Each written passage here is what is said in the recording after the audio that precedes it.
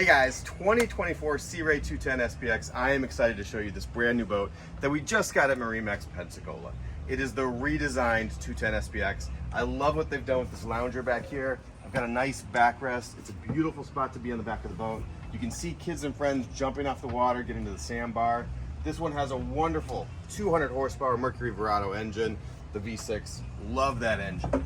Moving further forward into this boat, you've got tons of space in Sea Ray's 210 SPX compared to another boat around the same size. You just aren't going to have the space or the versatility. I got room here for friends, family, cup holders for everybody to be having a drink. It is a relaxing, enjoyable boat on the water for friends and family.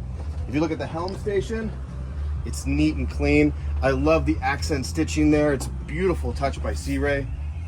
They put it around the boat in certain areas to give you that additional accent. And up in the bow, tons of room.